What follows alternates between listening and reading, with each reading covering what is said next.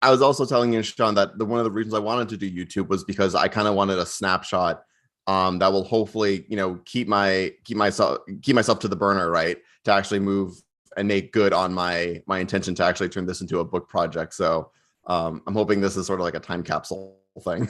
Yeah, this is actually a very good idea. Like later on, when we compare, we can see where we come from and how far we've been gone through, right? So this Or is not at really a good all, idea. or not far Oh, at all. not We'll at all, see. no. Yeah. But okay, so now we're live on YouTube, and Awesome. then I will just give the floor to Charlie. Charlie, I mean, I understand today is a brainstorming session, but I think you will still have something to share first, right? Yeah. So Before we... as any good professor does, as a nervous or obnoxious tick, I have slides. Um, so yeah. Can I, and my sorry, what are you saying, Sean?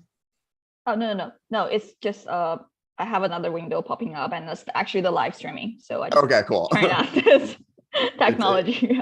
Well, I'm not gonna take too much time. So my plan for today is just kind of talk for about 10 to 15 minutes. And in part, I'm not going to talk that long because there's no research to present. All of this is sort of these nascent ideas that I've been kind of turning in my head for the past 2 years. And, this is a bit unorthodox for me because I usually, don't ask for advice, especially so early on in a project for most of the things I work on. But I've been A, kind of stuck, and B, doing something that is sort of outside of my wheelhouse, which is I'm going to be using conducting interviews with a friend of mine who's a skilled qualitative sort of ethnographer and interviewer. So it's going to be kind of a cool growth opportunity for me as well. So I'm kind of excited, but I'm also kind of sort of at a fork in the road because the project idea itself, I'm sort of stuck on this cool idea where there's a lot of activity on, a lot of interest in, but kind of moving it forward is sort of, I thought, well, let me let me talk with some really, really super smart and super cool people before I head out. So the title of this is sort of more of a brainstorming session, how collaboration and competition between the US and China influence research in the emerging field of artificial intelligence. I think this was the title of my NSF career grant, which has been twice rejected at this point. I have one more chance to submit it. So I'm going to submit it not this summer, but the following summer. And this was the title that was suggested to me by CUNY Research because competition was too harsh. I had to put in collaboration. And some of the initial results I've been kind of seeing that there is still a good degree of collaboration. But I think, one of the reasons why this is more of a qualitative story than as opposed to more of a computationally intensive story, like the stuff that most people know me for, is I think there's a lot more that is not being, that you can't really dig at or get at with just, looking at big corpora, big publication data. And to kind of start, I mean, like one of the interesting things that Yunshan did when she had my PDF of my photo from a couple of years ago without my little gray streaks right here, is that your cursor was on my face. And if you notice, there was sort of a subtext that popped up and it said, something like a smiling figure, a smiling person, something or other. It was a very nice description. And no, Yunshan did not write that. It was actually probably AI generated. And below that, it was sort of kind of gave you sort of its probability or confidence interval saying like with relatively moderate confidence that this is this person, right? So AI is basically everywhere. It's a sort of a collection of technologies that are loosely referred to somewhat inaccurately as the ability to sort of automate decision making, and sort of human thinking writ large, right? So there's a lot of applications for it and it's kind of used rather loosely, but I think that also kind of talks to what makes this such an exciting case study. So again, some kind of context. The goal today is sort of just this preemptive brainstorm session. I'm going to present for maybe about 10 or 15 minutes to give you some background. But again, there's no research that's done. My own personal goal for this, so again, this is both a professional and personal goal, is I like to do a book proposal. And I've been kind of following this book, The Book Proposal Guide for Scholarly Authors by Laura Portwood-Stacer. It's a book that just came out not that long ago, I think maybe about a year or so ago. It's a fantastic book. So I'm kind of familiar about the sort of the book proposal process, although if anyone, by all means, I've never written a book before, so what do I know? I read them, just never written one.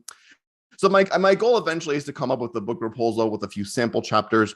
And the topic that I've been kind of interested in, but almost stuck in, is this notion of looking at the field of artificial intelligence, its exponential growth, but in the context of the geopolitical tensions between China and the US. So as I mentioned before, this project started as an NSF career grant, twice rejected, third time's the charm, knock on wood. And again, there's no research that's done, but the idea is that I'm going to do some interviews of AI scientists at US and Chinese universities. So hence the brainstorming session before I kind of start doing a deep dive on this. I did receive a small grant to kind of jumpstart this project to kind of get these interviews going over the next 2 years. And I said it's sort of the idea is to focus on AI, academic AI researchers, right? For those of you who may not be totally familiar with my work, I'm a computational and mathematical sociologist, so I do a lot of big data stuff, which is all great. But I'm also a sociologist of science and knowledge, so which has a really strong qualitative tradition to it. Although I'm not trained as a qualitative methods or whatnot. So this is kind of one of the things I'm actually really excited to try something completely new. I would imagine there may be some bibliometric analysis. So bibliometric analysis is another way of saying analyzing the sort of the attributes, the metadata on papers like citations and the abstract texts. But the core of this is going to be qualitative, sort of getting the consensus of scientists and sort of their perceptions of the field, and sort of what I'm eventually going to try and get at is sort of inherent tensions between sort of their ties between sort of their sort of national allegiances, countries being among the most important boundaries in social life and in particular science, and sort of these Mertonian kind of notions of cosmopolitanism and universalism that you sort of that define sort of the ideals of science. I currently have a work in progress paper that kind of looks at more of the bibliometric stuff that's really descriptive, looking at collaborations between the US and China. So surprisingly, although I don't want to get too much into this because it's still kind of in early stages, there still is a lot of collaboration. But as you'll see in a lot of the themes that I'm going to present on, there is also a lot of catching up too. So AI, China, the US, everyone has written about it. In any way, shape, or form. I would encourage you just to go into your favorite search engine and just type in AI, China, and US. You're going to get hit with thousands, well, not thousands, but like dozens and dozens of articles in very prominent outlets like The Economist, FP, Wall Street Journal, New York Times. Tons of books are being written in this space. So the more popular one is Kai-Fu Lee's AI Superpowers, China, Silicon Valley, and the New World Order. Henry Kissinger, bless his soul, also wanted to get into the AI space. He has a book as well. So there's tons and tons of work that's being done in this area. What I kind of wanted to do is show a quick clip from Bloomberg News and highlight two parts to it that kind of give a bit more context to why AI, artificial intelligence, is so important, is of such focal interest in the context of sort of the rising geopolitical tensions between the US and China. So let me know if you can't hear it, but hopefully you'll be able to hear the video. Every once in a while comes a general-purpose technology that changes everything. At the turn of the 20th century, it was electricity. Today, it's artificial intelligence. AI is going to be the foundation of all the really, really big new industries worldwide. Two countries aim to dominate that technology, the United States and China. China has announced its plan or goal to be the world's leader in AI by 2030. The Chinese government has 4 times more engineers. They're putting massive amounts of money into AI transformations and digitization. The rapidly improving power of computer systems has the potential to touch every facet of the 21st century economy, and the Chinese Communist Party has stated it wanted to drive that advance. AI is what's going to be key to sustaining economic growth and continue China's rise as an advanced economy, help it escape the middle income trap, and also crucially for maintaining performance legitimacy in the eyes of the citizens. The US is the world leader in AI, but they're looking over their shoulder because China's catching up and aiming to be number 1 by 2030. This is part of China's 30-20 plan. So I want to play one more quick clip. A match like no other is about to get underway. Consumer products. And just like in Washington, Beijing knows there's everything to play for. The full strength of the Chinese Communist Party is being focused on AI. The Chinese State Council has ordered all corners of the People's Republic to prioritize the development and implementation of AI. And the order makes clear there's no time to lose. They see AI as a general purpose technology, and GPTs historically, like electricity, the steam engine, they have presented opportunities for immense boosts to productivity. And for Chinese leaders, economic productivity, especially through new technologies like AI, is what's going to be key to sustaining economic growth and continue China's rise as an advanced economy, help it escape the middle income trap, so move up to higher levels of the manufacturing chain in terms of value add, and also crucially for maintaining performance legitimacy in the eyes of the citizens.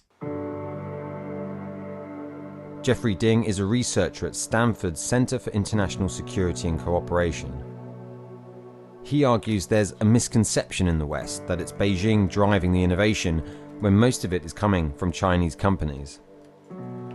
You're seeing companies lead the way, and it's not necessarily a centralized top-down directive. In fact, before the July 2017 central plan for AI development, a lot of provinces, a lot of cities had already issued their own AI development plans, and companies were already investing large amounts of money into AI. So you see, in a sense, a lot of times the central government is following the direction that's already been set by other actors.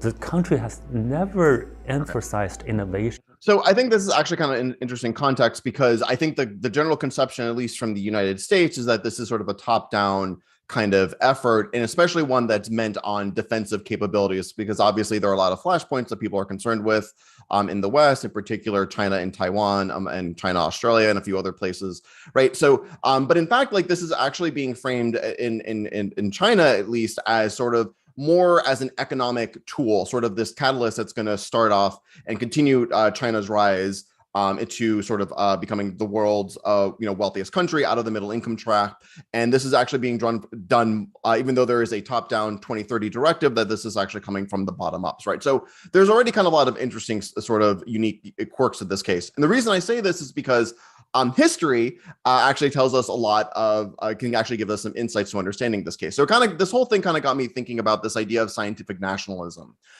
So a lot of this work actually comes from not sociology, but from historians of science. So, we think of, Robert Merton as sort of one of the founder of the Columbia tradition, the sociology of science, talking about the Matthew effect, accumulated gains in science. So we think of science as sort of transnational. We think of it as cosmopolitan. We think it as purely intellectual, seeking big T truth.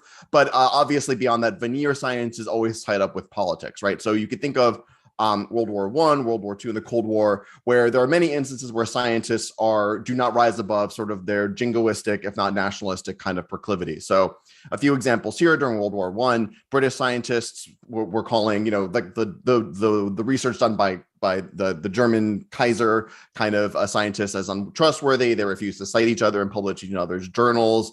The whole level of petty.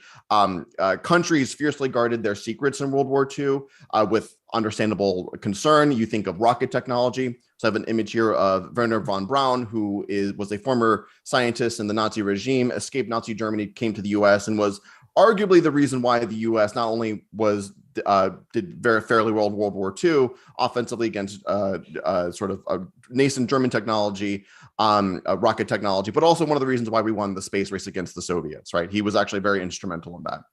And again, during the Cold War, aside from just the space race, which is sort of one of the things that we often characterize it with, particle accelerators, there were other monuments to science where it was forms of ways that Americans and Soviets can exert their influence and soft power, right?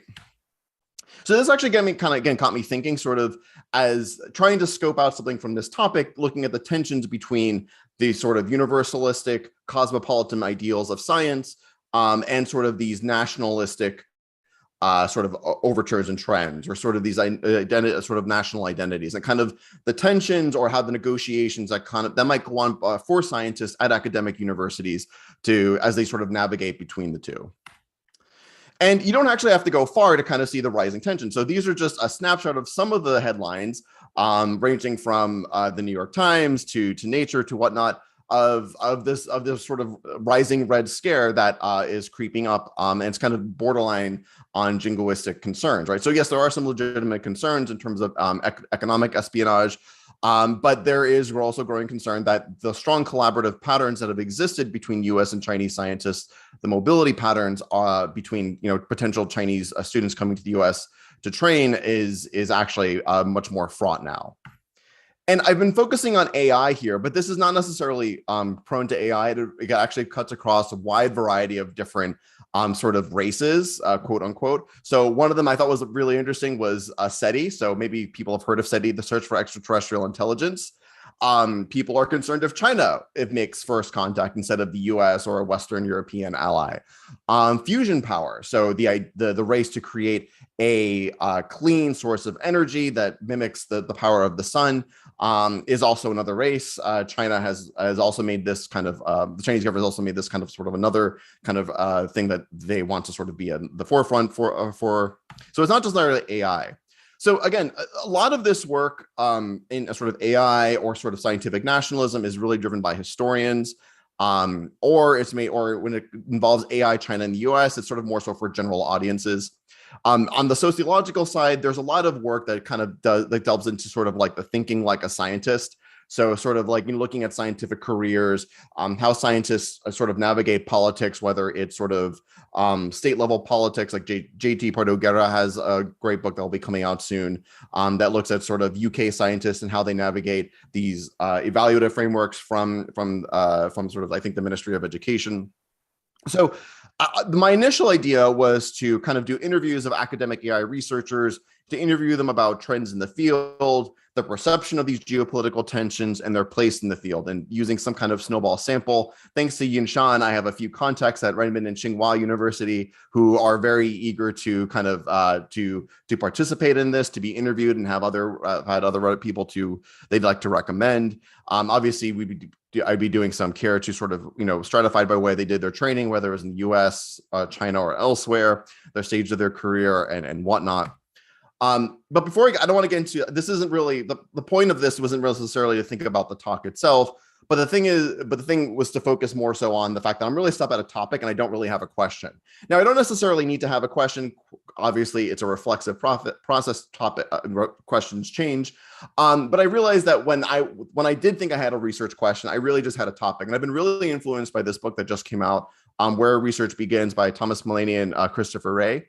So whereas most books talk about the research process, they focus on like, how do you actually get stuck? How do you get unstuck from sort of just being at a topic, right? So it's a really great book. I highly recommend it. I'm kind of blurring it out right now for whatever reason.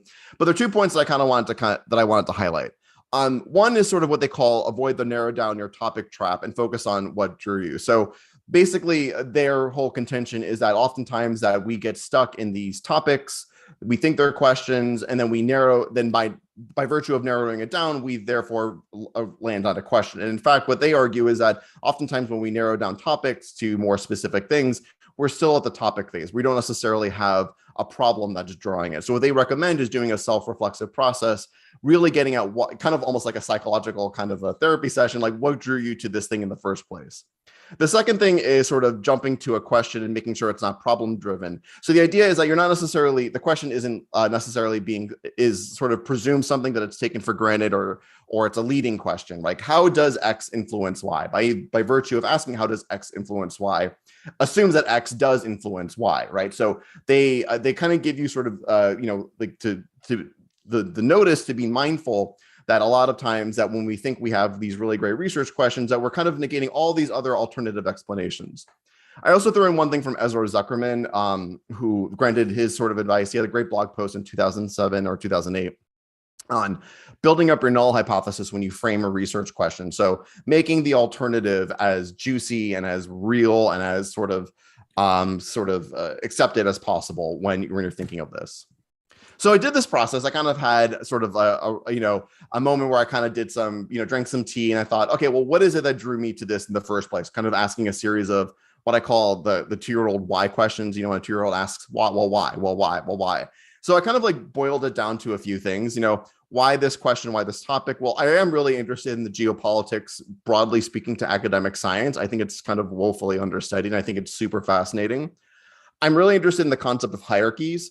How people derive meaning from them, whether they're status hierarchies or identity hierarchies, or conflict and how they negotiate between them.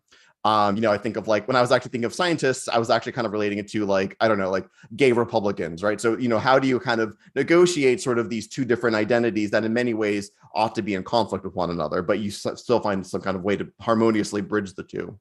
And AI itself is both lucrative and it's also very dangerous. It has lots of economic applications. It's also, has a lot of issues that are related to personal identity, sort of other freedoms as well, and also has low barriers to entry.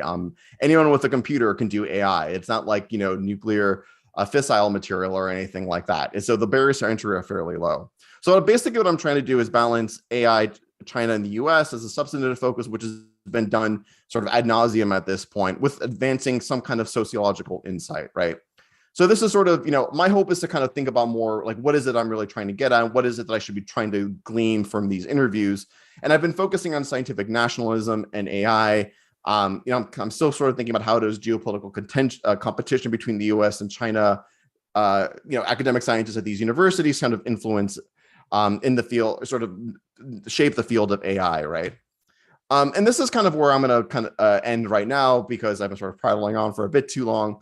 And I kind of want to sort of kick it off. And whatever, I'm really interested to hear every and anything you have to say, because I'm at a point where I'd like to hear other opinions. So, what are things that you think I should ask in these interviews? I haven't designed an instrument yet, but just kind of thinking, is this even interesting? What to you seems interesting to pursue? Because I'm curious to hear. What are some of the sociological insights that kind of pop out at you? And do you think I should consider other kind of races? I've been focusing on AI, but there are other things on SETI, search for extraterrestrial intelligence, what I thought was really interesting, that the US is very panicked about that for some reason, as well as fusion technology. So I'm going to leave it at that, and I'm going to stop sharing my screen because I think just staring at my face is probably not the best thing to do.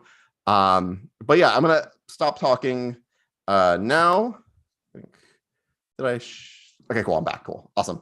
All right. And I guess we could just kick it off from here. I'm really curious to hear what people's ideas, thoughts, and there are no wrong answers, and which is kind of the nice thing because again, there's no question. So this is very cool. This is a very, very exciting topic and very timely topic. And here we have a lot of smart people, brilliant people, and let's just get started. Smarter than me. Okay, I'll go first. I'm not smart or brilliant, but you are. So, Charlie. So I guess there are like there's a broader scientific and research R&D competition between U.S. and China going on now, and I guess you probably have like a personal research interest in just focusing on AI, but I don't know if you want to kind of, I don't know, brand out to other what else,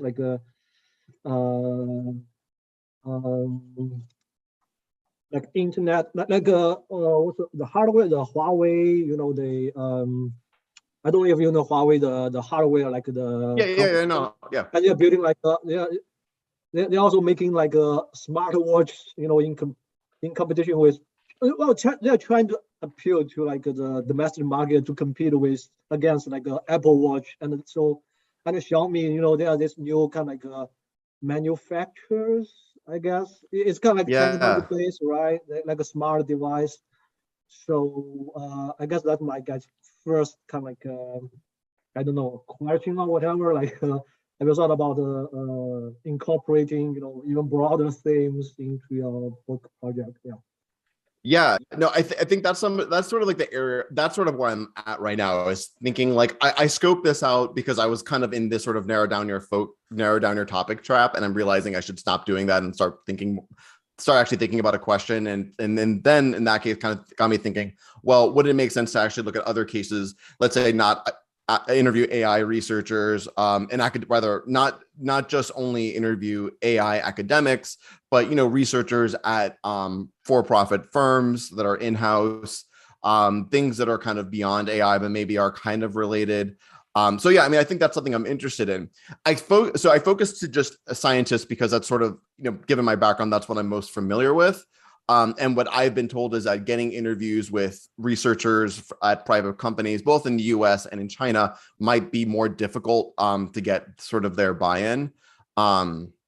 But that's something like I'm gonna like right now I'm focusing on just the scientists themselves, but I might want to expand it to looking at if it test the water a bit to see if I can get researchers in for-profit companies, because I think that would be really super fascinating. At least on the US side, I've spoken with a few people who are working at sort of the the firms that are very friendly with the US defensive capabilities, and they are actually very interested in me to talk to their counterparts at sort of in-house at a lot of these firms. I think they kind of want to use me as a mole or something. I don't know. It's really awkward. But yeah, I'm actually also interested in beyond AI, like fusion technology, SETI, which I thought was actually really interesting as kind of like a comparable kind of big human question, kind of like big sort of what does it mean kind of counterpart question, where there isn't a 2030 goal like there is for AI, but it's still obviously if you make first contact, that's pretty profound in terms of just human civilization. So yeah, I think right now I think that I'm going to test the water with the interviews and see kind of like what can and can I reasonably be able to get. Yeah, I'm very curious about what you might find from interviewing with Chinese scientists, because I have this personal observation that if you talk to an ordinary Chinese person in the street, they are probably treat this as a scientific nationalism, like this is like oh, China is rising, but US as the big brother trying to stop China from rising. But I'm curious, like whether Chinese scientists think in the same way, or they are more kind of like scientifically driven. They are purely, I guess they are not thinking about this. They may not be thinking this as a pure like a geopolitics or national interest, but they might be, or maybe some of them are non-nationalist at all. They are collaborating with U.S. scientists, and probably I bet many of them receive their PhD training in the U.S. So exactly. What you will find out from interviewing those. I can at least say I mean, by far more than I do, but from the little that I know, like especially at the very elite level, like the elite universities in China compared to the elite universities in the US, like the ties there, the cosmopolitan ties there are really strong, both in terms of like where did you train, but also in terms of just collaborative relationships. I mean, like how many joint universities now exist in China? Like I think of my undergraduate alma mater, Duke has a joint Duke Kushan University, which is in Wuhan. And it's this new liberal arts school that kind of popped up, opened doors around the time of the pandemic, which is an interesting case to begin with. But yeah, I mean, like there's so many, the ties are actually very, very embedded, at least in terms of academia, at the upper echelon. So it'd be really curious to kind of think of that. Even Einstein, the way he was able to escape Nazi Germany was through a friend of his who, or rather a friend, but a collaborator, his papers were getting rejected left and right because no one wanted to publish works from anyone from Germany. Einstein famously was a pacifist, and the person he collaborated with at, I think it was at Cambridge, who was an astronomer. This is, you're thinking of like, special and general relativity. Or special, so bad. I'm a physicist, and I don't remember which one came out first. But point being is that like the only reason like he was able to escape was because of sort of pacifist feelings that amongst academics. That's the only way he was able to get out, because neither of them really felt that the war was justified, and so forth. So yeah, I mean that sort of thing actually kind of got me thinking a bit more about it. And it seems like most people that I've been kind of casually kind of speaking with on both sides, like seem like they're no one's under the thumb of anyone watching them. They're very happy to kind of express how they really feel. Cool. I just want to piggyback on what Hongwei has said here, because he mentioned that the perspective from individual scientists and the perspective from from like a country or at least country leaders, national leaders might be very different, right? And so just now when you were talking about your project, I was just thinking about what will be the primary perspective of your project. Is it from a more micro individual perspective, where you interview, I mean, from what you listed out, you're going to interview scientists, you're going to interview those individual people, right? But then there could be another perspective where it's like you might focus on national policies, like say for example from the U.S. side that's gonna be the U.S. Asia policy, China initiative, and then from China side you're gonna be talking about, for example, Made in China 2025, or the 14.5 national plan. So those are like at another level, and the two things may or may not. I mean, the two things definitely they're related to each other, but there might be something that we diverge, right? As Hongwei suggested, scientists may not agree, or may not, or they just don't care what the nationalism or what they want to do. Interest is. Like there might not be, it's not perfectly aligned. So so this is what, like, I mean, because as you just proposed, your theoretical focus seems to be geopolitical interests, like geopolitical conflicts and scientific nationalism. Nationalism is kind of, it can be on the individual side, and you can also be on the national side, but then geopolitical conflict is mainly on the national level, or or even beyond national level, because now we're also talking about, because this nationalism is not only between US and China, it's not only a pure nationalism problem. We have ideological conflicts, we have a lot of going on there.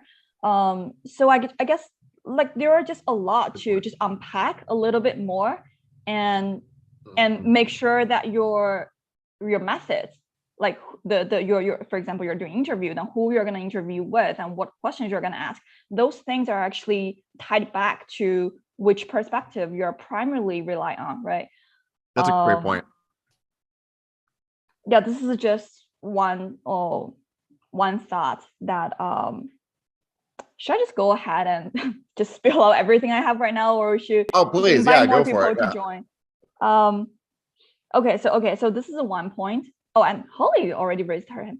Never mind, I will save others for later. I just want to spark the like more discussions here. Holly. Yeah, please. no, I've had sort of very kind of blinders kind of a view a little bit. So I mean, this is incredibly helpful. Yeah, Holly. No, I just, what Yinshen was saying, I think is really important. And as you're designing the research, maybe you want to not narrow your preliminary interviews so much to just AI. I think you might learn more by talking to scientists from different fields, because that might actually help you to design the research question that you really want to ask in the end, right? I think what you might find is actually I don't know, this hypothesis, right? I don't know a whole lot about this, but you might find actually that you're going to find similarities across different scientific disciplines, or you might find that there are particular differences, right? And I think this relates back to not only the geopolitical framework, but also sort of the different models of scientific enterprise, right? Which a lot about, of course, Charlie, and in your work. But I think there's different. There's a lot of different aspects of this, and I think it's maybe don't narrow the population of scientists that you're talking to, because that might actually be harder to find people, but maybe by designing the questions in particular ways to get at the themes that you're interested in, or the theories that you're interested in, right? That will help to draw out, like, and maybe make the question clearer. I don't know. I hope that was helpful, but no, this is super helpful to both Yinshan and Holly, because like I was kind of hoping someone was going to say that, because I was like, like I have a really bad tick of wanting to do so. Most of my computational social science work is looking at multiple fields, like almost to a fault. So I was like, let me go against my sort of go with better angels and kind of like do something that was a bit more narrow in focus. So it kind of makes me feel happy, because I have license to do what I like to do, which is doing like these sort of bigger studies to kind of looking at. And one of the other things that I've, like, as we were talking, both you and Sean and Holly were kind of saying about looking at multiple fields, I was actually also interested in looking at different levels of universities too, because I think the only way you kind of get outside of the cosmopolitan transnational potential milieu is if you actually go to potentially middle and lower ranked universities, both in the US and China, because at least and this is very true for like European powers too, in World War I and World War II from an historical perspective, like Cambridge had really strong ties with the Sorbonne, the Heidelberg, and all these other universities. But if once you kind of go outside of sort of the very elite places, it tends to be more, it tends to be more regional and more national. So you don't necessarily always get that like cosmopolitan feel that or milieu or habitus, whatever. I'm on a Bourdieu kick lately. That there. So I think that's actually also I think looking at different fields would be really fascinating too, because obviously political affiliations actually do vary by fields, at least in the US, and you actually might get a similar kind of a thing there. So that's great. That's super helpful to think about. Yep. This is awesome. Just want to follow up.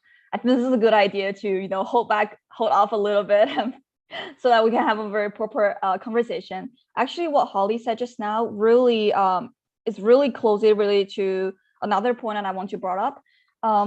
When we talk about different academic fields, there are different ways to classify those fields, right? But in related to your specific topic, like nationalism or geopolitical conflicts, or all those political conflicts or whatever, I think we might think of other ways of classifying those fields, because no matter it's within AI or beyond AI, there are fields which are more sensitive to so-called national interest, where others are less sensitive or less central, right? And then talking about like ideological conflicts, then there may be, even within AI, there are AI technology used for, say, like smart vehicles, which are less sensitive in a sense, but then there are AI research, AI technology used for surveillance, used for censorship, which will be way more sensitive and way more, value laden, so on and so forth. So I guess the way you classify fields could be more sophisticated and reflecting those different levels of thinking, instead of using AI or or a STEM or whatever, like those regular classification. I think that's and actually so I mean, one of the things I actually didn't do a good job in kind of teeing up this is that AI is sort of like data science, like it's anything you want it to be. So surveillance actually, so in some of the work that I'm doing on right now with a few colleagues, is that the biggest topics that are the focus of Chinese AI researchers and computer scientists is overwhelmingly surveillance, right? So it's identity recognition, which is which bodes well with what we, at least like what we know. And, one of the other interesting things that I kind of had sort of, I was sort of disabused of this notion that it was actually a very top-down process, but it seems like AI in China is also a very bottom-up process, which is kind of, it provides an interesting dynamic. I want to get to Mindy first. I know, Mindy, you had your did you have a hand up for earlier before I get to Dana and Holly? Sorry, I just saw want to tell you quickly that with my ties with the Transportation Research Board of the National Academies, now the Transportation Research Board has a sort of reputation of being very global.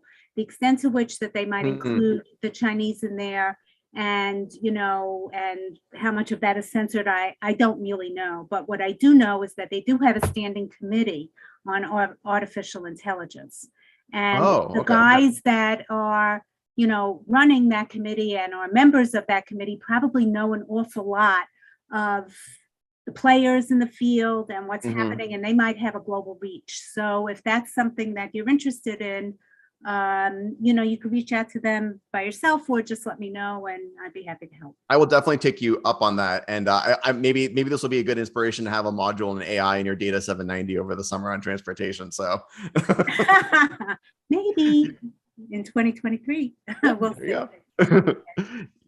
Cool. Thank you. I'll definitely circle back with you on that. I think that's that'd be super fascinating. Dana and then Holly. Yeah, so I think that, as you're talking about all of this stuff, your interests are so very broad. And if you start with a book proposal, you immediately get into that trap that you're talking about in the things that you were citing, where all of a sudden you need to have like, here's what this is about, here's how I'm going to answer the question. I think if you're it's hard to tell what it is that is motivating you here, like what is the puzzle that's exciting, but yet it's so clear that there's so many different aspects of this that you're passionate about. It just comes through as you're talking. What I would suggest to you is to think about this as a much larger study. So maybe in terms of like a 5-year plan, And it could be that you're going to have multiple books that come out of it.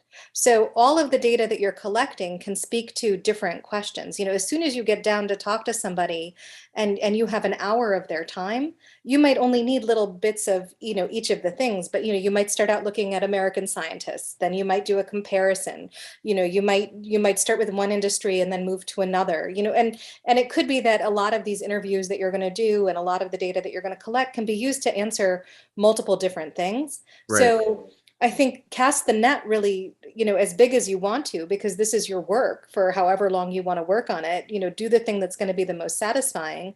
And then you can break it into the pieces. If you have these big questions that you're answering, maybe each big question gets its own book or some subset of the question. And so I think that starting with the book proposal is almost jamming you up in a way. And that you really can undertake a much larger intellectual project. And from the perspective of applying for a grant or something else, that's not going to be a problem, right? It's only when you're going to a book editor and saying, here's what I'm saying, and here's how it's different from everybody else, and here's who's going to read it. I think I think that's almost too small for where you are right now. Okay, that's helpful. Yeah, the thought of doing more than one book is already giving more gray hairs, but I think you're absolutely right. It can be papers instead. It can be, they don't all have to be books. Yeah. They can be papers, and but there's so much here that even just in the presentation that you've done in the 15 minutes or so that you were speaking, you covered so many fascinating topics, and each of them could have been its own hour-long presentation, its own set of papers. So it's and it could be also that once you start getting into this, the puzzle that you want to, the thing that's really driving you is going to become clearer. Yeah. So yeah, exactly. And I think that that's really true too. And I think eventually that is what will happen. And to be sure, like the idea is that there will be my hope is to turn this into a book, but there would also be other side projects that would kind of span out of this. But I had never thought of it as maybe this is actually much bigger than I originally thought about, because the topic itself is huge and has tons of implications in all sorts of different directions. So maybe in some ways the book proposal is kind of seeing that as sort of like the tangible end might be doing me more of a disservice at this point than I'm actually realizing. So that's really helpful to think about. These are the big questions that I want to go answer. These are the things that I'm going to explore. And then, what comes out of that, like how you want to write it up, is almost a different question. That's a great point. Sorry, Holly, can I actually just ask a very quick question to Dana actually? Oh. So, sorry, Dana, because I know you published many books and you also studied the publication industry. And I always heard many other people told me if we want to publish the first ever book in our life, they said that you should prepare, of course, your book proposal, but they also said you better also have your entire manuscript ready. So I think that's what Charlie also might be interested in this question. So that's so that's the having the entire manuscript ready is something that I think they tell, dissertation folks who are coming on the market. So, when a publisher is going to take a chance with you and make space in their catalog for you, the first thing they want to know is that you're going to finish the book. Yeah. Right. Okay. Yeah, so if you've got a track record of getting things done and, filling grants and things like that, it's not as much of a worry as if you're a completely new quantity. So that's why. And it comes down to a matter of trust, right? Do they think that you're actually, doing this? Are you going to finish it on time? All of those things, because they have production schedules and marketing schedules and all of those things. Gotcha. Okay. In terms of, for an academic, it's much, much easier to sell a book than it is if you're doing it just on the general nonfiction market. And the best advice I can give to all of you is to go to the ASA book fair and schmooze. That's actually how I sold my first book, The Code Green. I went around to the different stalls and talked to the different editors about what I was doing, better than a cold call even. And they're looking all the time. That's partly why they're there. So, if you go and you have an interesting project and you can pitch it, and the pitch is a whole other part, right? So actually, the last time I was at the ASAs, I was watching a very poor dissertation student trying to explain her dissertation. And that's not what's going to sell a book. You have to have what they call the elevator pitch, right? The thing that you would say at the cocktail party, or in the 30 seconds that you're in the elevator is really what they're talking about. that gets to the essence of what you're doing and why it's interesting. Not all the detail, but just that thumbnail sketch that might work as a hook to pull somebody in and say, yes, this is what I want to work on with you. So, but once you have that, you can go around the stalls at the ASA or any of the other conferences that you're at in their book things and just start talking to the editors and see what they're interested in. The other thing is you can see what they're publishing, so you'll get a good sense of like who might be a good home for what you're doing. And it's good to publish at a house that has other things that are like yours in some ways. So my healthcare book ended up being one of the first in a series, and so every time something else in the series came out, my book got attention again. So there's things like that to consider as well. When you're writing the proposal, it's not just the chapters and the outline. What they want to kind of have is also this sort of marketing plan. And so I'll give you my last good piece of advice, which wasn't mine, but was given to me. So I had gone in, my book was a dissertation. My committee had told me, oh, this is so well written, it needs to be a book. And I walked into the ASA book fair and I told Fran Benson at Cornell this, and she said, okay, go ahead and send me, I never do this, but go ahead and send me the whole dissertation. So I did. And she came back to me and she said, honey, it's a dissertation, it's not a book. And it turned out there was a broad divide between those things. And any of you who are interested, I can talk about that another time. But it was sent back to me to rewrite it for a larger audience. And the first draft of that, I had done what I could. It was better. But she came back to me and said, I can get this book accepted as it is. And the 5 important people in the field who have to read this will read it because it's going to be an important book. Or you can go back and do, another round of this, making it, even more accessible. And then you'll have a much wider audience, and those 5 people will still have to read it. So as you're thinking about what you're doing, right, you want to be able to speak to that academic audience, because of course that's part of what we do here, and that's part of the sort of currency of the realm in terms of promotions and other things. But you also really want to think about the message and who your larger audience is. And so I took that advice, and as a result, I became like one of their academic bestsellers, which is not a huge amount of books by the nonfiction publishers, but they sold more than 15,000 copies of my book, and which for an academic press is a lot. Huge. And I ended up speaking, all over the country to nurses unions and to administrations at hospitals and different, and also to academic groups about the work that I was doing. But it was because I had gone more popular with it, even as I stayed academic. So, but as you're thinking about the proposal, they want to understand what the market is going to be for this book and what other things it compares to. So positioning yourself not just in terms of the sort of literature review, but also in terms of the audience and who might buy this book and who's going to use it in their work is an important piece of this. Yeah, one thing I completely I was surprised to learn was that if you can find a class that would buy your book in mass, like some kind of 101 class, I mean, that's sort of like that seals the deal. And for a lot of acquisition editors, like, oh yeah, this is going to be like required reading, like, like Putman's Bowling Alone, like everyone's going to want this in every like freshman seminar. Like you say a 101 class and everyone gets giddy, from what I've been told, that, it's like, oh, because everyone's going to want to buy this in bulk, like sort of in Dana's case. But so yeah, that's still helpful to hear, though. Still more business savvy stuff that I don't have. Sense. Yeah, Holly, then Suga. Oh yeah, I think that's all excellent advice, obviously, and I think that's an important thing to keep in mind is what's your personal goal in publishing something, right? I mean, we kind of tick boxes, right?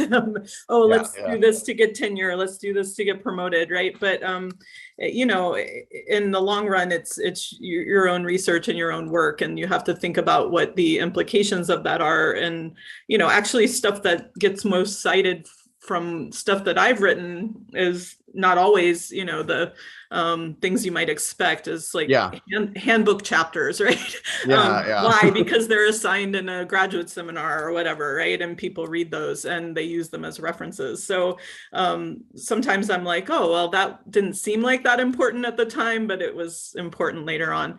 But I think, I guess I would just had one more point, which was going back to Yenshin's points about the,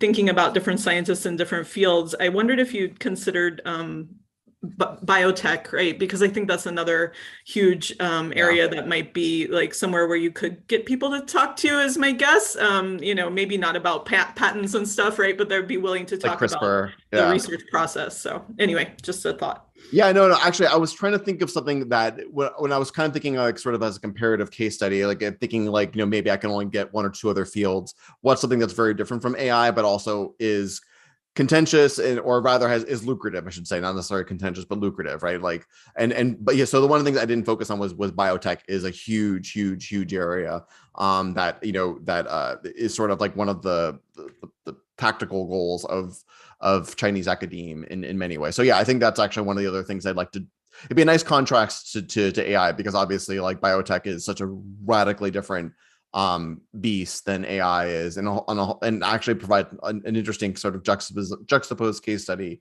for a lot of different reasons. So yeah, I think like my hope would be to get like, I want to get multiple fields and get like multiple kind of like differing opinions, because in a lot of cases, like a lot of the studies, like I sort of I showed on the slide before, where they do look at the careers of scientists, they just sort of like, they're very agnostic to the type of field, which obviously I think is not the best practice, because fields, as we all know, have vastly different cultures and evaluative standards, and sort of obviously have, from Pierre Bourdieu's work, have also very different political leanings too, for a whole host of reasons. So I think I want to be careful. I really want to do look at different fields like biotech. I think that's actually a great thing. I should revisit, because I think you're getting very different epistemic cultures that would kind of highlight the differences in AI to these other areas. So yeah, Sugar. All right. So I have, I've been reading a lot of books recently about the international relation, right? So it's something that I'm trying to understand. Maybe that has implications on your research. That is, to what extent there is a real competition or rivalry regarding AI or other scientific research, between China and US, right? So I mean, I like simplify things, right? Say you and I are the two best students in a class, right? So to what extent we are rivalry, right?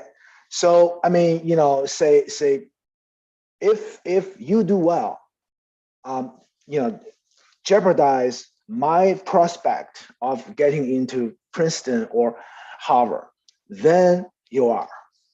But if we both work hard, do well, we both go there. I mean, it's a win-win situation. I mean, so I mean, to what extent the so-called rivalry is politically motivated, by the domestic politics. Right? I mean, I read a lot of books regarding polarization, partisan, all that stuff. So it seems to me, Americans at the current moment, they need to find something to agree upon, right? The easiest target is to find a external threat, right. Yeah, true or not, right? So this is a very peculiar moment, right? So I mean, the China topic suddenly become a something real right after Donald Trump. Yeah. And it just continue, right? So I mean, it's I don't know. I mean, will it continue to be that way? I mean, I don't know. For sure, remember, the Cold War and how U.S. won it, right? Yeah. In the modern era, when the any war between two nuclear powers means the entire eradication of human race. Always keep that in mind.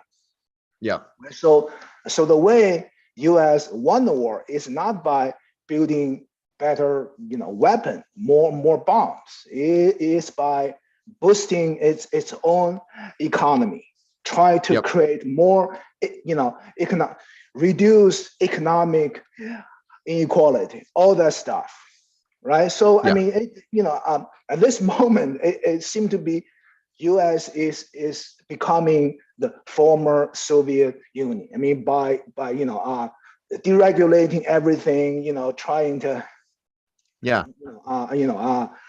to invest more and more military weapons. Well, China is doing the opposite thing, right? So I don't know. I mean, it's really interesting. So maybe have that question with you. Always think about that when you go along, and maybe you will see something amazingly different. Yeah, no, that's so great. So like a few comments on that, because I know Hong Wei, I see your hand raised too. Like the interesting parallel is that international politics, if you take more of a realist kind of perspective, that it's sort of a dog-eat-dog world, is in many ways framed as a zero-sum game, right? Your advantage is my loss. In science, by contrast, that doesn't exist, right? Collaboration is the currency. China's gain is everyone's gain in terms of a scientific breakthrough, right? Same thing for the US, same thing for someone in Europe, someone in South America, South Africa, right? It's everyone benefits. So this has always been true, right?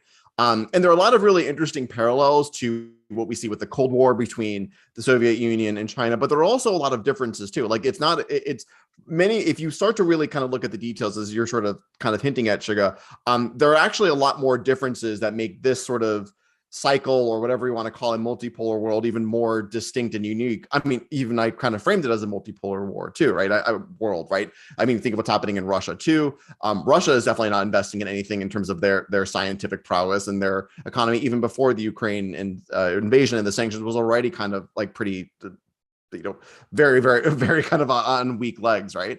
And again, I think what the interesting thing too is like, AI, from the Western perspective, AI, if there's one thing Americans can do, it's be paranoid, right? And there's sort of, and all those headlines that I showed were also mostly from Western or US outlets, right? So there's always this concern that, it's in the US, it's framed as US is slipping in some way, right? And it's interesting because at least in terms of AI, it's not necessarily a top-down approach. It's really, really being driven by the free market, right? It's actually companies and firms that are really driving the interest in AI, rather than sort of like as a contrast, we as a really crappy parallel, like Soviet interest in reaching to space, right, or something like that, right? So there's a lot of interesting things where there diverges from historical patterns, but it also offers kind of like unique sort of quirks that I think are very telling in that way. So yeah, I mean, absolutely. I mean, and also from the US perspective, I think it's, again, like you said, everyone needs something to rally behind the flag about, right? And in some ways, China is one of the very few things that unites a very divided country, right? And because it scares the average American, right? And whatnot. So I think those are like very important things I'm trying to keep in mind as I kind of like deep dive into this. Yeah, Hong Wei. Yeah, so what Suga said, and I saw Holly also posted a comment, just reminding of my earlier comment. I kind of remember, like, as a member of the Population Association of America, I bet Holly probably also received I received these emails from time to time from PAA asking us to write to young congressmen, women, telling them how important demography is underfunded at NIH, NSF, right? But as demographers, we will write a letter, but we don't. We're looking for a big cake, right, to cut a piece. And if we get funding, we're still gonna do research that we have always been doing, right? Whether it's a migration project in Kenya or it's a one-child policy in China or segregation in the US. We don't care about politics, geopolitics in securing the funding, right? Right. And on the China side, I have friends who are economists who recently got a big funding from the National Social Science Foundation, and her research project is about consumer behaviors, household finance. But because of the political rhetoric, the proposal has to devote 5 pages to talk about how this project would benefit the Communist Party, would advance the social science research on the President Xi Jinping's ideology, right? So basically, she had to write 5 pages of garbage in order to get the funding. But when she got the funding, she's gonna do research that has nothing to do with President Xi Jinping's ideology. So all this narrative about between country rivalries, how real is that for the scientists? I think that maybe I would be interested as an audience to know from your research right. There could be a hypothesis. Is it a real I don't believe the 2030 project in China, because I know some engineers they don't care about it's a between country competition. They care about if the central government is gonna devote lots of funding to this, that will be a good opportunity for me to apply funding and to continue to do my pre-existing research. Right? Yeah, I mean, there's such a great sociological story of this decoupling that happens from sort of your bureaucratic mechanism versus your own career, right? Yeah, sure, I'll write the 5-page framing or window dressing. If I can advance my career or get a promotion or get a bigger grant or whatever, I'll say whatever you need me to say. I'll do whatever dance you need me to do, right? And I think that's actually super spot on. Yeah, and Holly, so I actually just looked at the comments right now, so I apologize for not sort of a kind of riffing off of it. I know we're kind of near the end of our time together, but Holly mentioning Europe. Yeah, I mean, so the other thing too is the EU, and my understanding is that people have always been worried well, the EU is being its own kind of block, having its own kind of being its own entity with its own goals, distinct from the US, China, and everywhere else. So I think that's something I was actually also considering, is actually interviewing EU scientists to get that kind of perspective, because then you have sort of the European versus national EU kind of tension there too. And that's just my research jealousy, really, is because it's so freaking easy to get research money in the EU right now.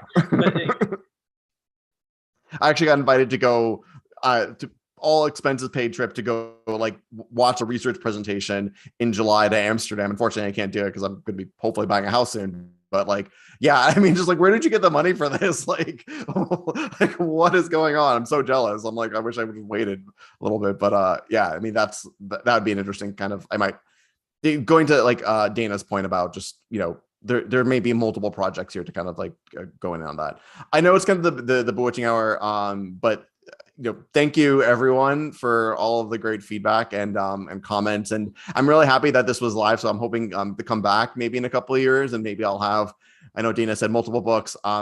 Maybe if you'd have me, I'd love to show my one book. Hopefully, if there are many, I don't know, that kind of freaked me out a little bit, but at least one book to come.